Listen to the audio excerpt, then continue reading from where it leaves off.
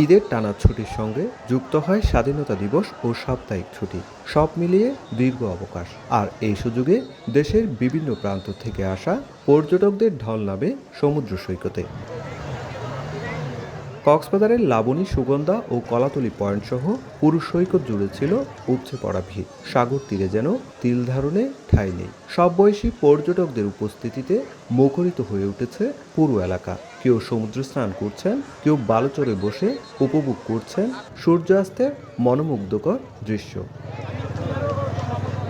বিপুল সংখ্যক পর্যটকের আগমনে ব্যস্ত সময় পার করছেন সৈকত পাড়ে ফটোগ্রাফার, বিচ বাইক ও জেট স্কি চালক, ঘোড়াওয়ালা এবং কিটকট ব্যবসায়ীরা। একই সঙ্গে জমজমাট ছিল শুটকি আচার, পার্ল হাউস ও বার্মিজ মার্কেটগুলো। প্রত্যাশিত ব্যবসায় সন্তোষ প্রকাশ করেছেন সংশ্লিষ্ট ব্যবসায়ীরা।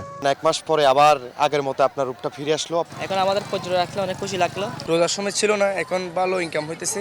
20 থেকে 25 লাখ টাকার কালেকশনের শুটকি করেছি এবং ভালোই বেচা কেনা হচ্ছে। 50,000 টাকা, 60,000 টাকা এভাবে করে ভালো বিজনেস হয়েছে। এখনো ব্যবসাটা চলমান। টানা ছুটিতে সাগর পাড়ের 5 শতাধিক হোটেল, মোটেল ও রিসোর্টের কক্ষ ছিল শতভাগ বুকিং।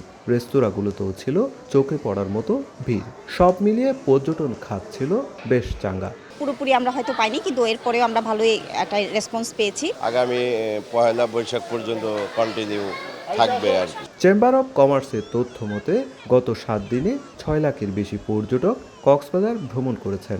এতে পর্যটন সংশ্লিষ্ট সব খাতে 600 কোটি টাকারও বেশি ব্যবসা হয়েছে। সংশ্লিষ্টরা বলছেন, সরকারি ও বেসরকারি খাতে সমন্বিত উদ্যোগ গ্রহণ করা গেলে ভবিষ্যতে এই খাতে প্রায় 1200 কোটি টাকার ব্যবসার সম্ভাবনা রয়েছে।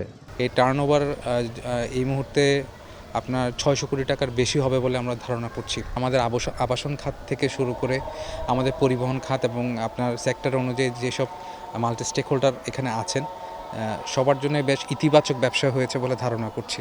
এদিকে সিসেফ লাইফগার্ড সংস্থার তথ্য মতে গত 6 দিনে সমুদ্র স্নানে প্রায় 7.5 লাখ মানুষকে লাইফগার্ড সেবার আওতায় আনা হয়েছে।